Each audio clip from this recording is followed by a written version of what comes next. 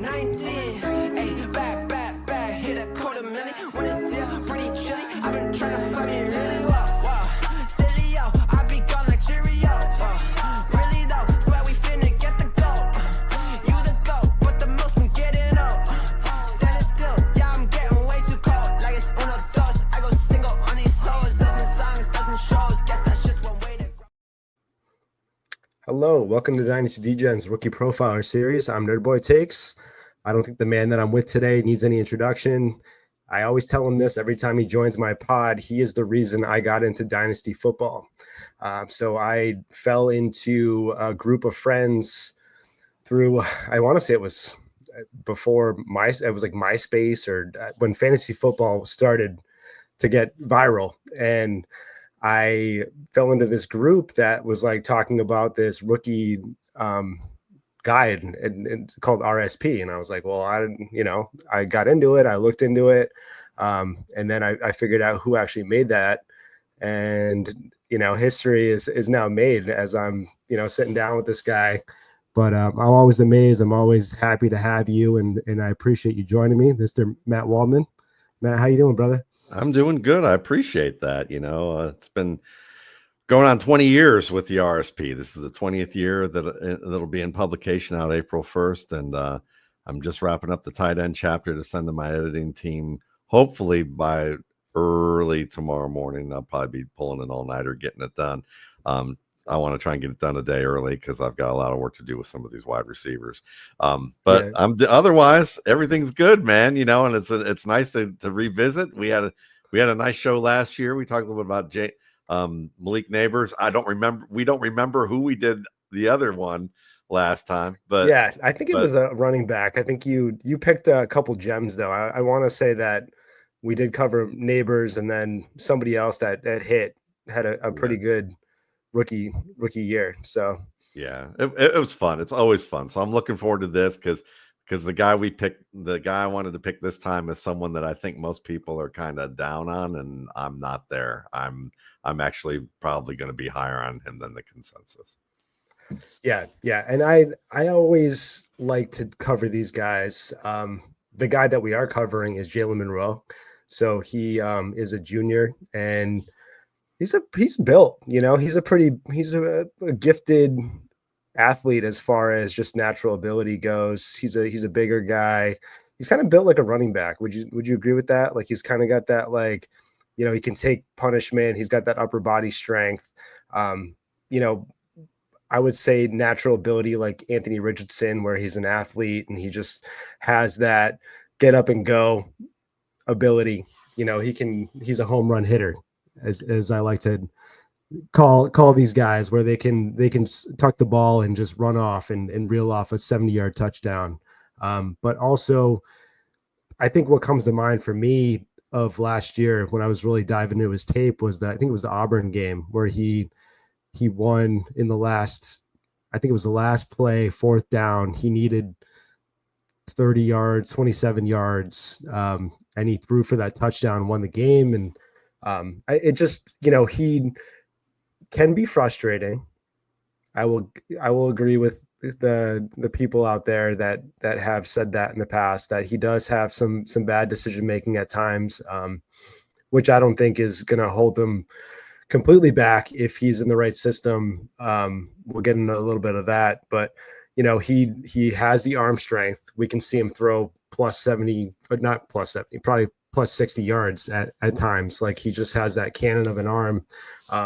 And I think he has a pretty good head on his shoulders too, like intelligent wise. I think he's a smart player, and you can see his processing on the field. He shows flashes of being able to really process an offense, and he has a good understanding of when he can tuck and run. And he understands that a defense is built for his abilities, and he can kind of read into that a little bit.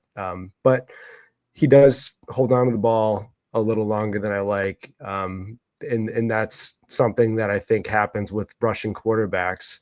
Matt, I think you're going to really push me. I'm at like he's like borderline quarterback 3 for me in this class, like in that range.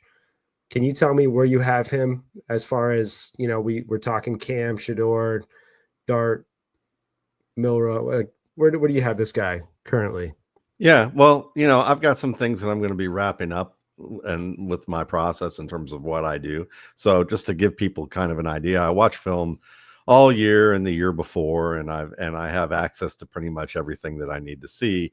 So what I do is I'll chart a certain number of games where I literally chart every pass with very specific criteria, and then I look at quarterbacks at probably over 100 points of criteria that's defined on how I view a player. So I'm very granular with detail, and then I make notes about things. I go, well, I didn't get the full answer that I wanted to get in terms of like it wasn't clear enough where I stand on a certain aspect of a player's game. So I make notes about that, and at the very end, then I go through the access to things that I have, and I can say I'm going to look solely at this, and I can look at as many years as he's been playing, and look at that and say, all right, I've seen enough. Now I know where I stand on that. But I wait till the end, and I'm close to the end with that. So I can tell you that there are two players.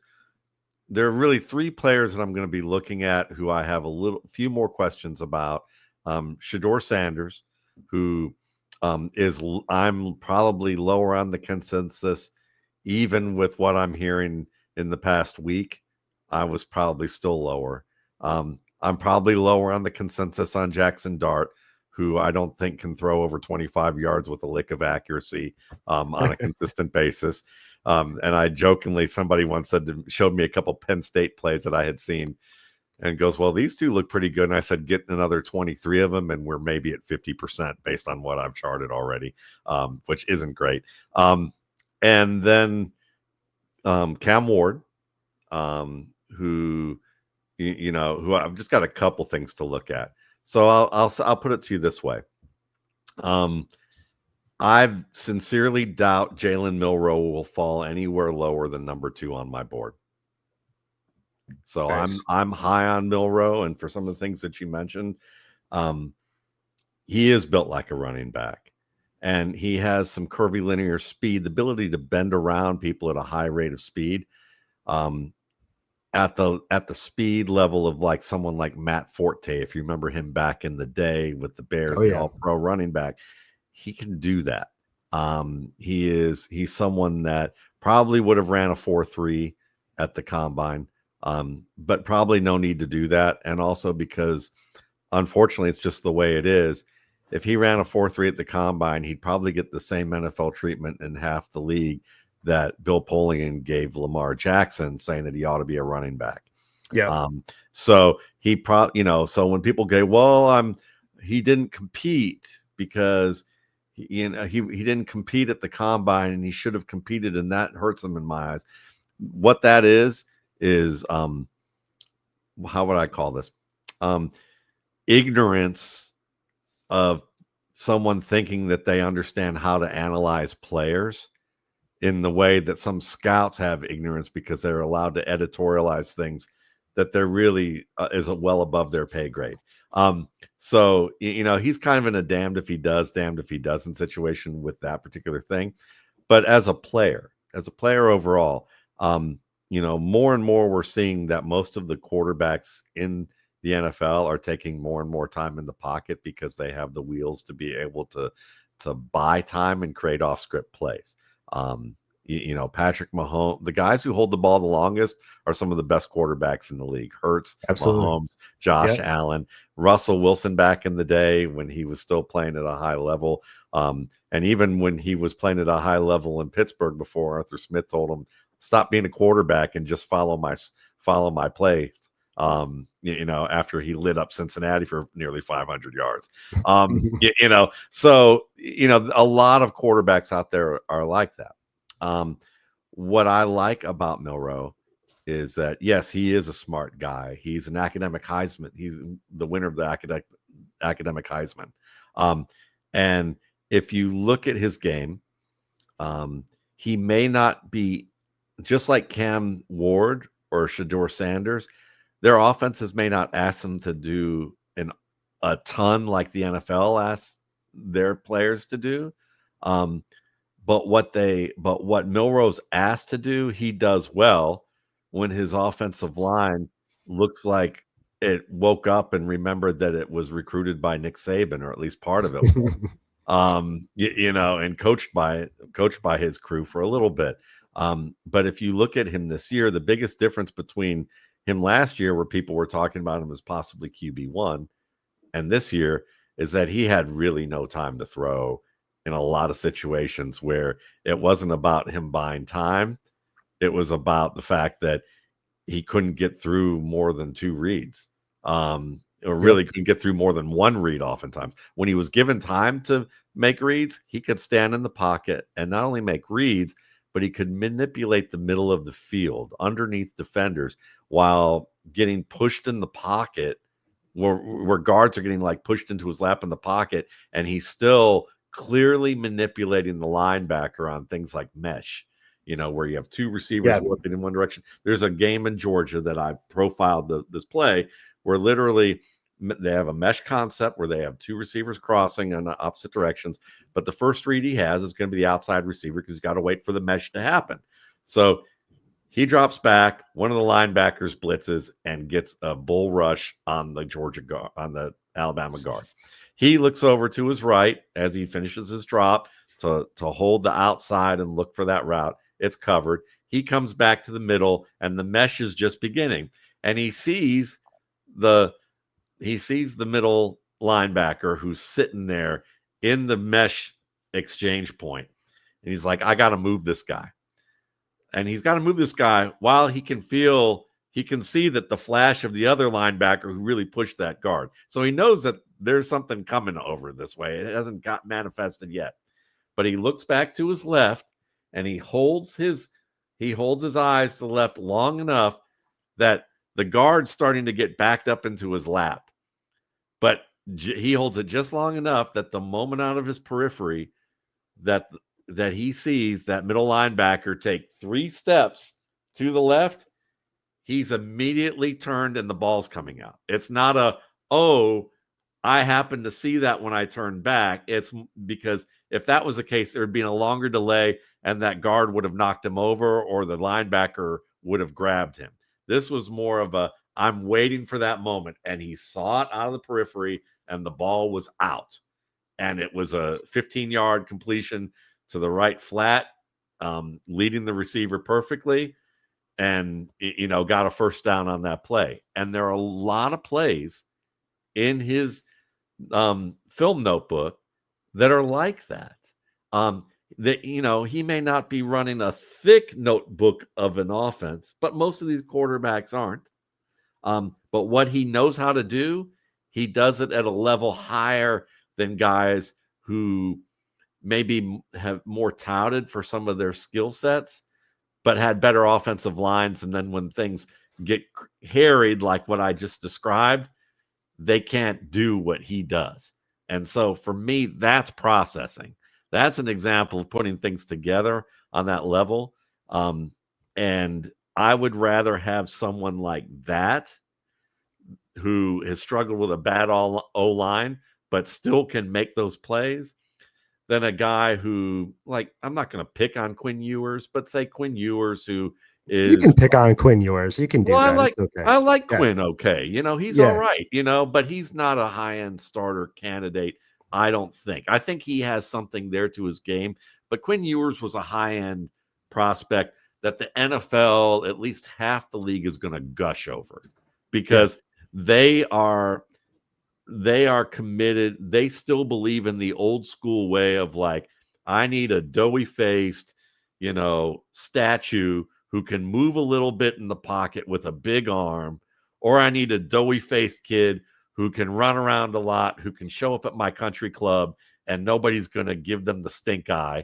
And he can throw, and the running part's really cool too. It's like, it's kind of like the record label that wanted the 5 horsemen instead of the 5 heartbeats, and they have that kind of bias still. And it's not maybe a mean or ill-intended, malignant type of bias. You know, I wouldn't call it racism on that level. It's more systemic and subconscious, where it's like it's like more like we're gonna pick apart certain things we don't understand, and we like the familiar. And also it's easier to analyze when we can roll them off a factory, and we think, well, if they have the arm, if they have the big program, if they have the production, they have wins, and they have a certain percentage that we can somehow reverse engineer, but it's still a noisy stat, but no one's going to get into that other than the nerds, and we don't care about them because they're not the ones who are on talk radio who are going to make us look bad, when they call in. So we're not going to worry about them. But we have all that. We can kind of cover our assets when we make decisions on draft day. And we think, put them in this environment, and they'll just enough game experience will somehow kick on the processing light, and they'll get good. And that happens for like less than we'd have to get like a nano microscope probably to like measure how often that happens. Instead, you want guys who can process well, who you can and start to add things onto their game, like Jalen Hurts, who is a guy that I would say is very similar to what Jalen Milroe is. I think there's a lot of similarities to those guys. It's more than just Alabama. I'm not logo scouting here. I would say the differences between those two is that Milroe is probably a little less accurate downfield than what Hurts was. Milroe's a more explosive runner than Hurts is. I think Milroe's a better pocket player than Hurts was, who could actually stand in the pocket and deliver more like Lamar Jackson could. And I think that he has very quiet feet, whereas Hurts was more apt to break a pocket quickly and make more hurried moves. He had noisy feet, and and the more he invested in buying time, the worse his decision making got. Whereas with Milroe, I see someone who doesn't do that as often. He's like a mixture of Lamar and Hurts on a certain level, and then you could probably, throw in maybe the Malik Willis build, an athletic ability on that end. You could probably even say he's like, you could add some Steve Young into that mix as well, in terms of like, in terms of the size and some of the things that he does from the pocket. A more mature Steve Young, because Steve Young was worse than all these guys I mentioned when he first got out of BYU. Yep. He was, I mean, if he didn't sit for he sat for like 5 years behind Joe Montana. That's like, he's like Geno Smith before Geno Smith when you think about what happened with him. But on a championship caliber dynasty, with maybe one of the greatest football coaches of all time behind maybe the greatest quarterback of all time, you're going to learn something. I'm gonna clip that and take it way out of context and put it on X and Twitter that Matt really referred to Steve Young as Geno Smith, and I'm gonna put that in a little box and just say that that's really, that's the whole extent of that conversation. Sure, go for it. I want to go back though. I know where you live. You do actually, yeah. So yeah, I always talk to people about his defensive manipulation, the way that and I didn't articulate it as well as you did just now, but when I was talking about he knows how to read a defense, that's really what I was getting at, in the sense that he has that intelligence translates to processing, and that processing translates to the ability to manipulate defenders and really make them do whatever you want them to do in order to get that free space and that extra step that you need to make that play. And that's what I love about his game. I'm glad that you really went in that, and beautifully done as well. Like you are the best tape guy by far, because I hear you speak and I see it. I know I usually know what play you're talking about, but it doesn't matter if I know it. I can just see it. But yeah, I I love his game, man. And if you've gonna look more into it, I know that, but does his negative parts of his game really stand out, or are the positives going to outweigh the negatives? Like, is there any way that you see the processing not translate, or anything that we really love about his game not being translated immediately and probably taking some time? Like, what's the best case scenario for him as far as playing time? Like you said, Steve Young sat 5 years. Do you want to see Milroe sit for a couple of years, or do you feel comfortable having him go out there and do his Anthony Richardson impression and kind of get thrown in the fire? Yeah, it's a great question, and I like that you bring up Anthony Richardson with this, because I was definitely very high on Anthony Richardson when he came out. And people may look at this right now and say, well, okay, so you have a type that you like, and Richardson isn't working out. So what do you think about, maybe maybe you're going down the wrong path here with Milroe, but it's the same path. Why I like Brock Purdy more than most. It's the same path why I like Patrick Mahomes more than just about everybody. And then in the same path that if you look at my Lamar Jackson scouting report, or my Mahomes scouting reports, which you can go read at mountwaldmanrsp.com. You can just look them up on Google and you'll find them. And I think you'll find that, yeah, those worked out pretty to the letter, in fact. Yep. So, when I say that I like, with Richardson, I had this discussion with Brandon Angelo on my podcast a week ago or 2 weeks ago. And the point with this is that, on one hand, if the Indianapolis Colts receivers caught half the passes that they dropped, and I think they led the league in drops, we'd probably be having a much different conversation about Anthony Richardson, because they probably would have won half of the games that they lost. Yep. And he would have had much better production because he's a big-time downfield aggressive thrower. So there's that. The other hand is that with quarterbacks, it's not so much. I think all quarterbacks, for the most part, would benefit from sitting. And it's not so much because they're going to get training from NFL teams. NFL teams don't train their players. What they, at least from a positional tutoring standpoint, what they teach is scheme and game plan, and work with them on that. They may suggest some things for these players to work on, but then they got to go figure out how to work on it and spend the time doing it, which means outside quarterback coaching, outside time doing these types of things before and after practice. That's a big part of that. And it's not even just all that. A lot of the stuff with Anthony Richardson, if you really look at it, it's about getting used to what's expected of you in an NFL environment. And when he came in last year, and he didn't really, I'm trying to remember who the backup was, not last year, but 2023. Who was the backup for on the Indy? Colts? Yeah. Was it? I think. How long was Flacco? Foles, maybe, was it? Flacco was in just last year, because Flacco was in Cleveland. Yeah, he came off the couch. Yeah, he was. Was it Brissett? It wasn't Brissett. Oh, Brissett. Wait, Brissett was on Miami, maybe at that time. No, maybe.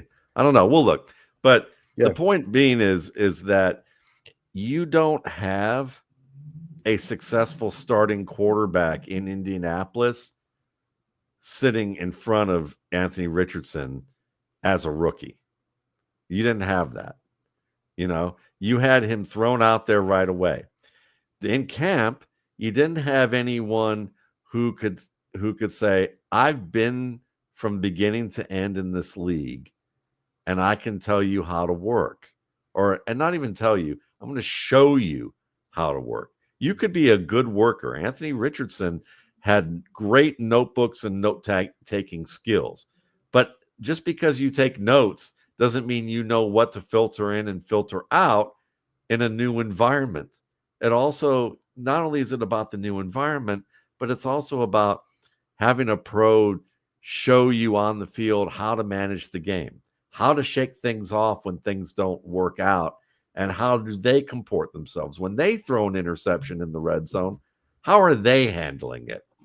When they deal with the negative media, how do they deal with it? When a coach rides their behind in practice about something, how do they deal with it? How do they prepare in these situations? How do they talk to their teammates in a pro environment where Ben Watson would tell me, dude, when I played at Duke in Georgia, it was fine and it was fun and we played in these huge stadiums. But when you come to an NFL stadium and you're in a locker room, everybody in that locker room is acting like this is supporting my family. You are taking money from my family if you in this situation. Whereas in college, it's like, when are we going to party after this? We're going to have fun. We're going to kill this Division II team that we're playing, or it's a big game this week and we're going to, it's going to be great. It's a different atmosphere. So when you get into that and now you're expected to be the acting on-field leader of that, and you have no one in front of you to show you that, by the way, you just got paid a ton of money. You just moved to a new town you've never been to. You're getting covered every single day from national media about things. People are talking about you every day. Your playbook is like this much thicker than what you probably were dealing with before. All this bandwidth is placed in front of you that is going to occupy your bandwidth, and you still have things you need to work on from scouting reports, and things to do that, if you're overwhelming. Patrick. So if you're Patrick Mahomes, it wasn't that Alex Smith taught him anything. I know from chief scouts that they literally were having viewing parties or acting like they were having viewing parties and couldn't wait till Friday of every week during the season, because that's when they got to watch the Patrick Mahomes tape running the scout team. Like, it wasn't that it was literally that Alex Smith has been through all that. He was a number 1 overall pick. He sucked out of the gate. He rebuilt his career. He's been in 3 different teams. He's had the media stuff. He's been in different coaching rooms. He can say to Patrick, listen, this is what you're going to need to look out for. This is important. Highlighting stuff. Because if you're just scribbling everything that's down there, you're like a note taker in class who's never been in class before, where you got to realize it'd be nice for someone to say, or whether it's a teacher or a student, go, yeah, you don't need to write that down.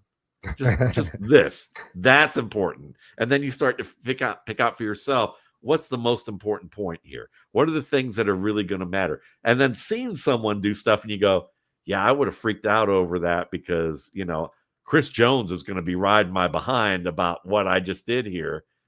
And I need to see how the veteran's going to do that. And you may say that's weak sauce, but it's true. You go to work.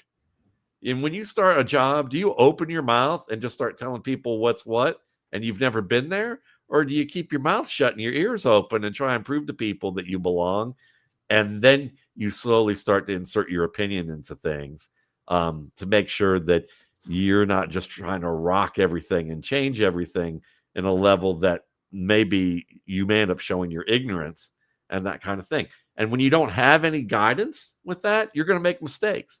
And that's why with quarterbacks, they need that time, I would say 99% of the time. And the ones that succeed, and everybody goes, well, see, Josh Allen didn't need that.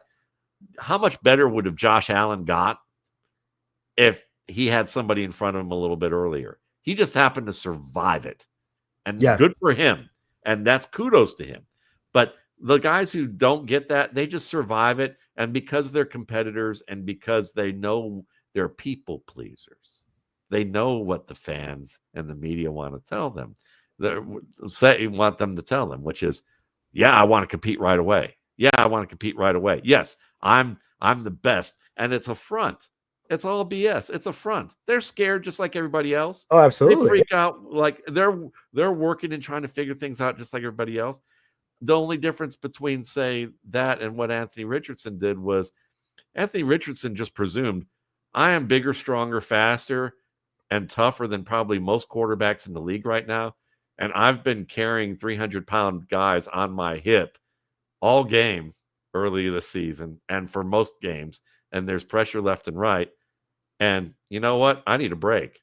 If I need a break, he probably thought, I have to think, in his mind, he was thinking, who's going to question if I need a break?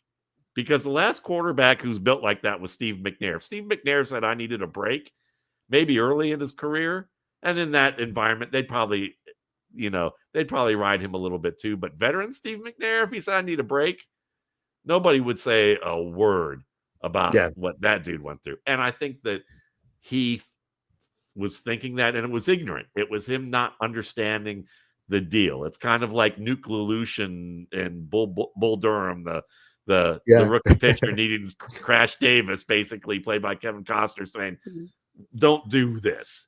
You've got all the talent in the world. You need some seasoning. He's not teaching him how to pitch. He's teaching him how to perform in this environment. And that's the same thing, as these guys have to learn all that. So Milroe, I know it's a long answer, but Milroe to me needs that time, just like everybody else does. But if I'm just going by score and the reality of the situation, he scored around for me. He's going to score probably for me about the same score that Michael Penix had. And I had Michael Penix as my number 2 quarterback last year, just below below Caleb Williams. And Caleb, to me, was the guy that I said, listen, he could go to a really bad team with a really bad organization, and he's going to survive that. It may not be pretty. People are going to be yelling and screaming, and they're going to be saying bad things about him and wringing their hands, but he's going to come out of it okay. And I would say after they put Thomas Brown in and just made a makeshift offense with Thomas Brown, his fantasy value improved exactly as I predicted it when the week it happened, which is he ended up becoming a top 5 producer. And I projected the numbers, and it was almost to the number that it went up to the level it did. And that's an offense that they just changed mid-season. That's like somebody putting on a donut on the tire, that you have the back patch up, the patch up, and just keeping it down the road to make sure that you just don't get run over. Now he's going to have a full off season with someone who's actually a legitimate mechanic and can upgrade the engine in your car. And they have a better understanding of what they want.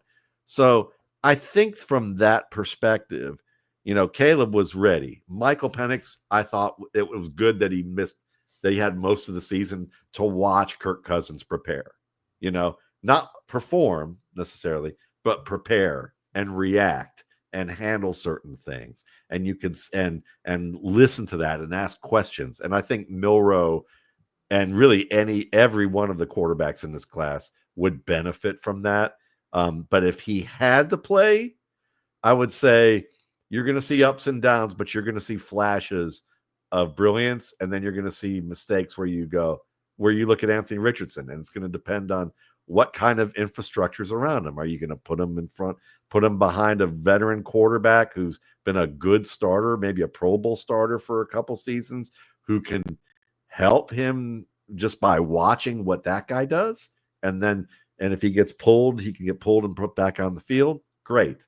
If you're going to say, you're our starter, say Baker Mayfield, you're our starter, we have nobody else who's ever been a starter, and we're going to, or Bryce Young before Andy Dalton was there, or Trevor Lawrence before they brought in those types of situations, that could be more difficult. But that's my philosophy and how that fits with Milroe. I like that. Sam Ehlinger, by the way. Ehlinger was the quarterback, the only quarterback they had rostered when they drafted Anthony Richardson. I think they picked up a Foles, or I think maybe Flacco the first time around. I don't know. They picked somebody up. Yeah, Flacco was having his major season with Cleveland at the end. So Flacco wasn't there, but I think it was just Ehlinger. And that's like the blind leading the blind. I mean, no offense to Ehlinger, it's just that he has no experience. It's like you come into a gig and somebody who's been there 8 months, fresh out of school, who's never worked another job in their life, is also your cohort. And yeah, that's what you're I like, call yeah, I call that trauma bonding. I think they probably got into that. They are they yeah, are probably good friends, you know. They probably talk all the time, and they're like, "Remember when we started?" And yeah. I yeah, feel like that's probably what they dealt with over there. Um, yeah. I appreciate you, Matt. I really do. It's always a pleasure having you on. Do you so RSP's dropped? Not yet, right? No, You're I'm the tweaking it. RSP drops April 1. You can get it, you can pre-order it at mattwaldman.com.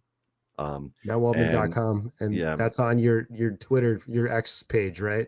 it So is. it's So if you go nice. to X, or you can go to Blue Sky, and my handle's Matt Waldman, and with that little blue sky thing at the end of it, B ski or whatever they do. And Yeah, with X Twitter, it's just Matt Waldman.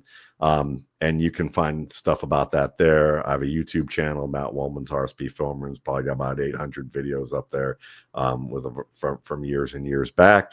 Of course, my podcast. So you can learn about all that stuff there. You get a pre-draft and post-draft that for paying $21.95.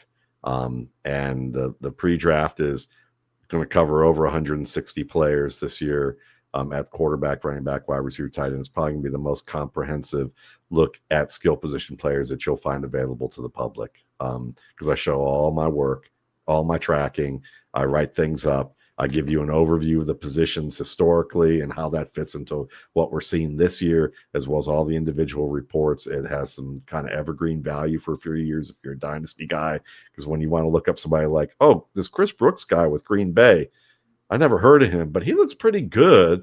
I don't know if he's going to get an opportunity to start, but I kind of like him. What did Matt say about him? You're going to find the unadulterated view with that. And then when you're drafting, the post draft gives you like a cheat sheet. So it's much shorter. I evaluate fit and where that goes. And so like last year, for instance, on my cheat sheet, I look at ADP and I give you like a sweet spot value of saying this is where I rated him. This is where the ADP is. This is where you can get him at a bargain, or this is where you want to wait for this guy to fall, because I don't think he's going to be as good as people think, especially this year. So for good examples of that is Ladd McConkey, I said was going to be a top 15 receiver in the NFL as a rookie. He came pretty darn close. And I said that Marvin Harrison was going to disappoint year one because of Kyler Murray and the way that he runs an offense, and the issues that Harrison has with dropping certain types of targets that has been kind of under exposed in the media about what he faces as an issue. And I rated him in my football guys rankings as wide receiver 38, I think. And I think he finished within one or two spots of that. So, those are the types of things that the post draft will help you get informed with, so that you can not only pick good players that'll help you, but get the maximum possible bargain from them as well without losing out on them. Yeah. Yeah. So if anybody isn't familiar, go take a look at Matt's page, go click in that RSP link, go to mattwaldman.com, any outlet that you can find. It is well worth that. You said 21.95. 21.95. Yeah. Yep. It's well worth it. This is excellent content, and Matt has probably the best process in the space. He's been doing it long enough, since 2005, 2006. I mean, 20 years, brother. That's insane. Yeah. I'm proud of you. I know you're grinding. I appreciate it, man. I want you to retire, but the only thing that you need to do is come on this show every year. So hang it up, and this will be your only taste every year. That's hilarious. I love what I do, so I love that, and I think I'll probably be, hopefully I'll be doing it for, a while longer. I look old, but when you get to my age, you don't feel that old. No, I look old. I know I do. It's okay. Yeah. You could shave that beard, and you'd be like 30 years younger right off the bat. Yeah, probably. You'd also freak me out if you had no beard. So I don't know. I freak my wife out. She looks at me and she goes, "Yeah, you know, You gotta, yeah. you gotta I don't. bring that back. I'm not marrying a little boy." Okay, so Hey, I appreciate you, man. All I right. appreciate everybody listening. We will catch you guys next week.